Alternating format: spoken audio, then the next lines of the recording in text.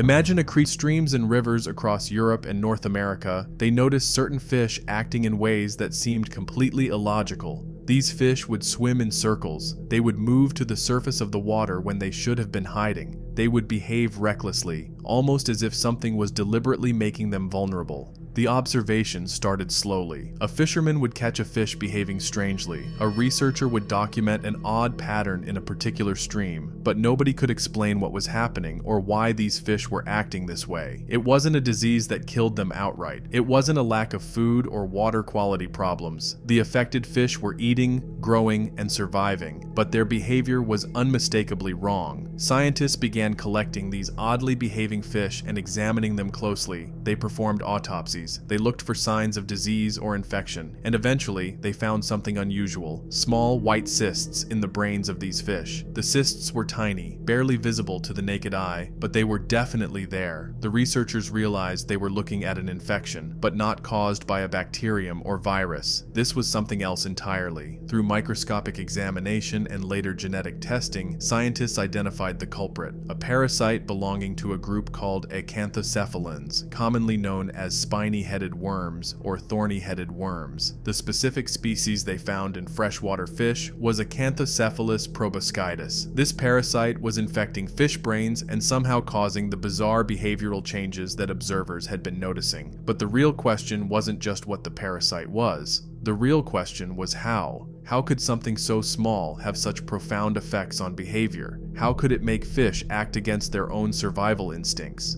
The answer, when researchers finally pieced it together, revealed one of nature's most sophisticated examples of mind control. To understand how this parasite works, you need to understand its life cycle. Unlike many parasites that spend their entire lives in a single host, acanthocephalans require multiple hosts to complete their development. This is where the story becomes genuinely terrifying from the perspective of the fish.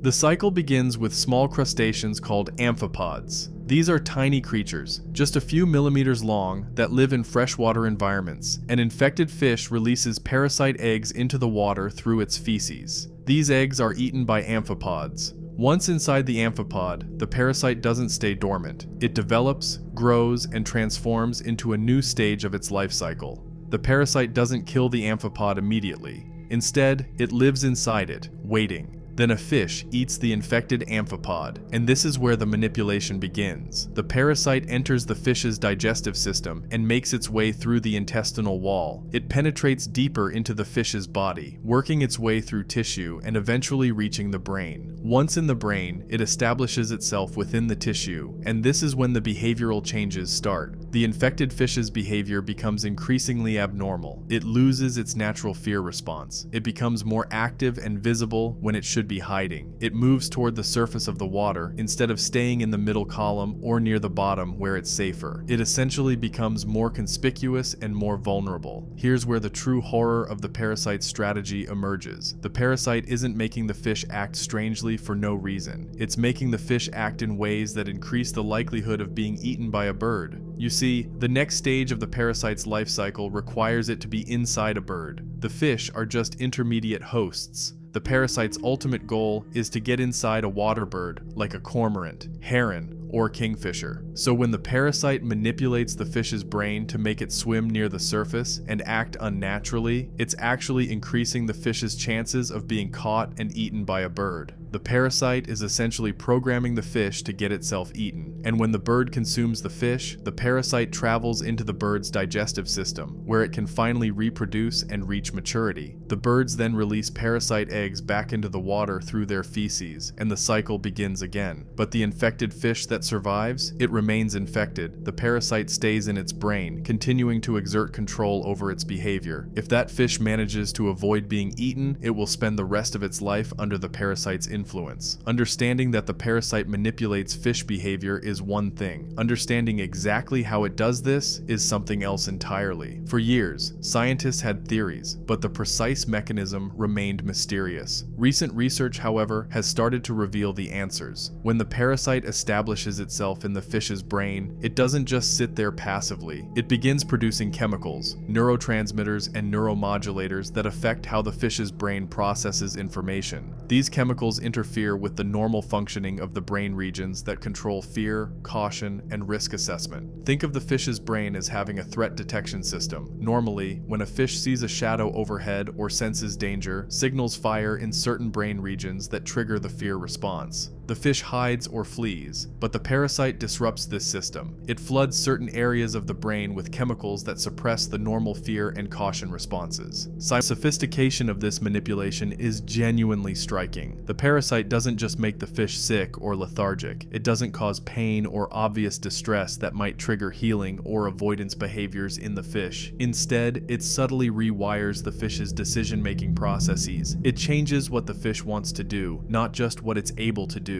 To the infected fish, swimming. When we think about parasites and infection, we often think about individual host organisms. But when a parasite like this becomes common enough in a population, it starts to have effects that ripple through the entire ecosystem. Understanding these broader consequences requires looking at how infected fish populations interact with the rest of their environment. Water birds that hunt fish suddenly have an easier time catching their prey. Infected fish are more visible, less cautious, and more likely to be in positions where birds can catch them. This means birds experience an increase in successful hunts. Some studies have suggested that birds in areas with high parasite infection rates catch fish at higher success rates than birds in areas with lower infection rates. But it goes deeper than that. The behavior of infected fish is abnormal enough that it can affect the entire fish community. Schools of fish, which normally work together to detect and respond to threats, function differently when some members are infected. The infected fish might not respond properly to warning signals from uninfected fish. They might move in unpredictable ways. They might separate from the school at crucial moments. This can make entire schools less cohesive and less effective at protecting themselves. The changes also affect how fish compete for resources. Infected fish, because they're less cautious and more visible, may find it harder to access feeding opportunities in safe locations. A particularly well-studied location is the Rhine River in Europe. The Rhine, one of Europe's most important rivers, has proven to be an ideal environment for this parasite. The river contains abundant populations of amphipods, which serve as the intermediate host. Fish populations are substantial. Water bird populations are also significant. These three elements, the parasite's required hosts, are all present in high numbers in the Rhine. In some sections of the Rhine, researchers have documented infection rates in certain fish species exceeding 60%. When you examine fish caught in these areas, a clear pattern emerges. The infected fish are noticeably different in behavior from uninfected fish. They're more active, more visible, more likely to be found near the surface. If you observe these fish in aquarium settings where you can control variables, the differences become even more pronounced. What's particularly interesting about the Rhine is that the parasite's presence there has likely been increasing over decades. The river's ecosystem has been significantly altered by human activity, dams, pollution, water management projects, and changes to vegetation along the banks. Some researchers theorize that these changes might have made conditions more favorable for the parasite, allowing its populations to expand. Another notable case involves lakes in North America where this same parasite has been found in high abundance. Lake Mendota in Wisconsin, for instance, showed significant infection rates when researchers began systematically sampling fish populations. The clarity of the water in these lakes actually makes the effects of the parasite more visible to researchers. In clear water, infected fish that swim near the surface are immediately obvious. Emerged from studying these cases is that the parasite seems to have an optimal environment. It needs fresh water. It doesn't tolerate salt water. It needs amphipods, which are present in most freshwater systems, but require cool, clean water. It needs fish that are susceptible to infection, and it needs water birds to complete its life cycle. When all these elements are present in abundance, the parasite thrives. Interestingly, this parasite represents an ongoing evolutionary contest. The parasite has evolved to manipulate fish brains, but fish haven't passively accepted this. Some populations show genetic resistance, traits that reduce infection severity or protect against behavioral manipulation entirely. These humans are infected by other parasites that affect behavior, and the mechanisms of neural manipulation are fundamentally similar across species. What we learn here has implications for understanding human parasites parasitic infections. Ecologically, this parasite adds stress to freshwater systems already struggling with pollution and climate change. It affects fish populations that are important to human food systems, making it relevant to food safety and sustainable fishing. The parasite also demonstrates how disease spreads through human activity, likely transported between watersheds through aquaculture and trade. Understanding this spread could inform strategies for preventing similar invasions. Most importantly, this phenomenon challenges our assumptions about how organisms behave upon populations that the parasite depends on. Genetic research is revealing the specific molecular tools the parasite uses to manipulate fish brains. As we understand these mechanisms better, we may discover principles of neural manipulation applicable to other parasites and potentially even to developing treatments. There's also the practical question of how human activities, aquaculture, fish trade, dam construction, might inadvertently spread the parasite to new watersheds. Managing these activities could protect unexposed populations.